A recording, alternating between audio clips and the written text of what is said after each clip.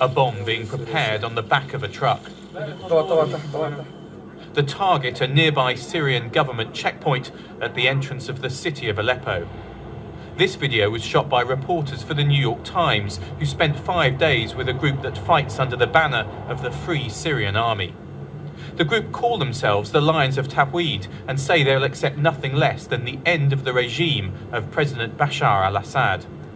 This 52-man unit is led by a former accountant and is becoming increasingly organised as the bloody battle for the city of Aleppo continues.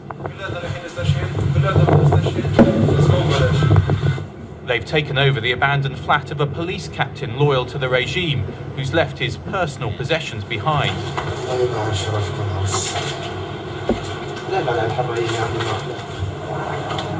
As well as the family photos, they're also enjoying the luxuries he once had. At their base, the group have a prisoner. They say he's a member of the C.I.A militia, which is loyal to the government, and that he's confessed to carrying out killings. He bears the bruises of a beating, it's said, from those who'd held him before tonight. The rebels appear to be treating him well, offering him cigarettes and a shower, and he's told that he'll be released as part of a prisoner exchange.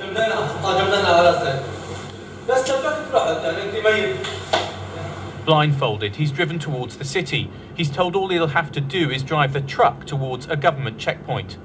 What he doesn't know is the truck is the one that's been rigged with a 300-kilo bomb. The rebel fighters intend to detonate it remotely when he approaches the checkpoint. He's being tricked into being an unwitting suicide bomber. But the fighters return disappointed. When they pressed the detonator, the bomb failed to explode. The New York Times journalists who filmed all of this say that at the time they were not aware of the rebels' intentions. Using prisoners as suicide bombers would certainly be considered a war crime. And whilst those opposing President Assad have said they respect the rights of prisoners, this video shows what some rebel fighters are willing to do. Gordon Carrera, BBC News. It's a life of fear, of insecurity, and of lack of future.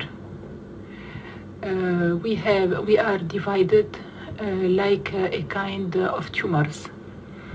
In every part, we have armed people coming and forcing civilians to live following their orders. And what they want is to paralyze civilian life. So there is no more shops. If you need something, you can't find a worker. And of course, you don't have nutrition, you don't have alimentation, lack of food, lack of fuel, lack of electricity. And this fear, because you don't know when it will be your turn to be considered as a collaborator. They strive what's so-called for freedom and democracy. I am not Syrian, but I have been living in Syria for today almost 20 years. Syria was under a kind of totalitarian regime, but not in only a way, a repressive way, but it was that all the decision would be taken by few persons. But there was security, there was food, education, and people were living, of course, not in a kind of that they would say they're thinking in a loud voice. Now, this totalitarianism is not good and it's obsolete.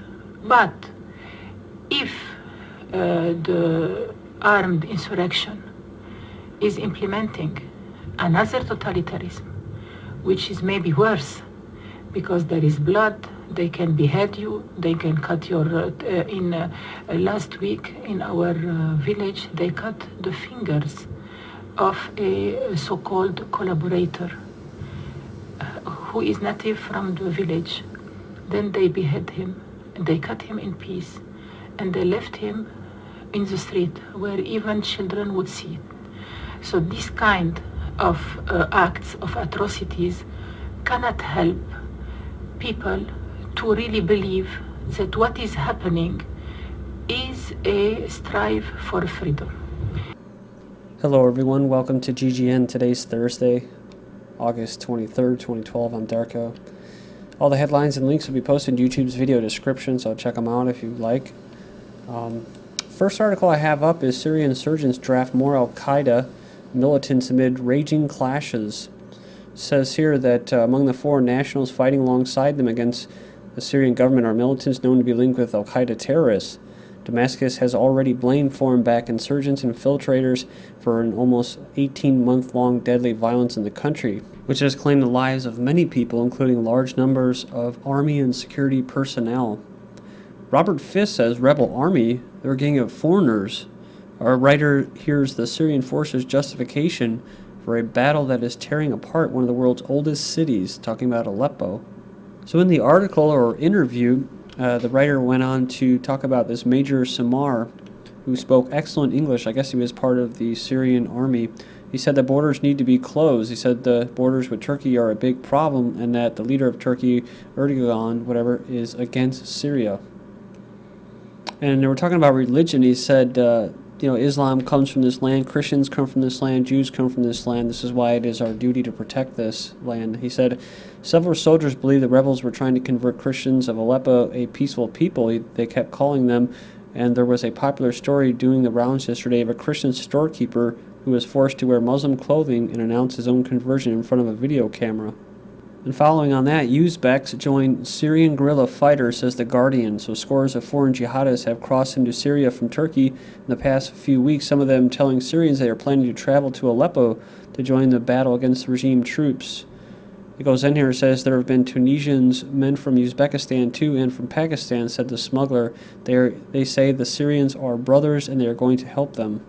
Some of the new arrivals had told local police they also try to connect with a smaller number of homegrown Syrian groups in the country who at least partly share their ideology and who fought against U.S. forces in Iraq. Syria says West looking for an excuse to send in troops. This is from August 21st. They said here that the West is looking for an excuse for military intervention in his country, a move that he says would be impossible. Well, I don't know about that if they send special forces. But it says here it would lead to a wider war in the Middle East, which that part would be right. So I guess they would be right, because the U.S. has plans in place to secure Syria chemical weapons, and it's mostly Israel. They're the ones that are making a big hoopla about it because they're so close, which, they have a legitimate concern. But at the same time, it's, the U.S. is just doing their dirty work for them. It says contingency plans call for sending U.S. special forces into Syria to protect or destroy any unguarded stockpiles to keep them from militants. So this is the crazy part. They say they don't want them to get in the hands of militants, i.e. the rebel terrorists, al-Qaeda, that they're supporting. And it says here, President Obama warned this week that any effort by Assad to move or use his arsenal of chemical munitions in the country's conflict would cross a red line, implying it could prompt swift U.S. intervention. So if the militants try to get a hold of these things and they try to move them, well, then that's basically going to allow them to go in there and intervene, as if they haven't already.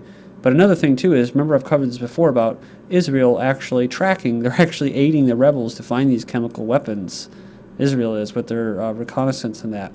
So to talk about irony, you have Iraq man pleads guilty in Kentucky terror case. So this didn't make all the headlines.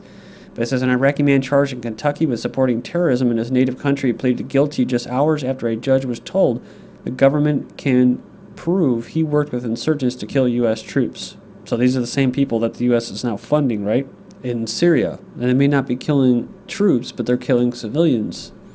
It says here, exclusive, Obama authorized the secret U.S. support for Syrian rebels. So Obama is authorizing support for the same people that were killing troops in Iraq and Afghanistan. C.I.A. said to aid in steering arms to Syrian opposition, so helping to get arms to fight the Syrian government.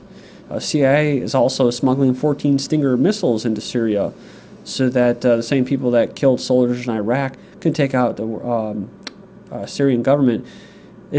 Is U.S. aid to Syrian rebels helping al-Qaeda? Well, of course. Secret assistance to rebel groups may be winding up in the hands of America's greatest enemies. And remember this, top Libyan rebel leader had, not has, deep al-Qaeda ties, and they knew that as they were funding these Libyan rebels. A lot of parallels with Libya too, because Libya had the same issue with medical issues. Same thing with Syria, and now same thing with Iran. They're running out of medical stuff that they need and supplies because of sanctions and all that, and what they're doing. And these rebels that they're funding, the terrorists, are going through and they're looting and they're destroying everything, and they're putting them back into the dark ages. Gaddafi's son faces hanging if found guilty from August 20th. So, yep, that's right. It says here that they said here that, yeah, independent militia caught him trying to escape across the desert last November. And the truth is that they were carrying a white flag. They were trying to move through the desert.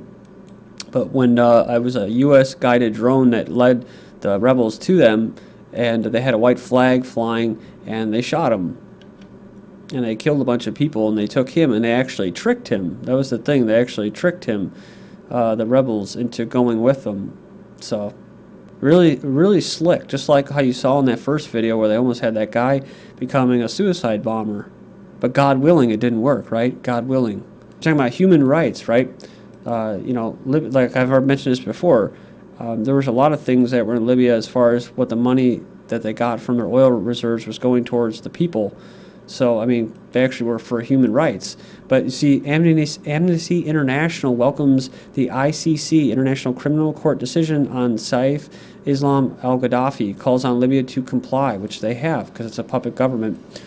It says here, Amnesty International is U.S. State Department propaganda. It's run by the U.S. State Department, funded by convicted financial criminals, and threatens real human rights advocacy worldwide. And they're talking about, of course, in Russia, the feminist group, the Riot, with the goal of undermining the Russian government.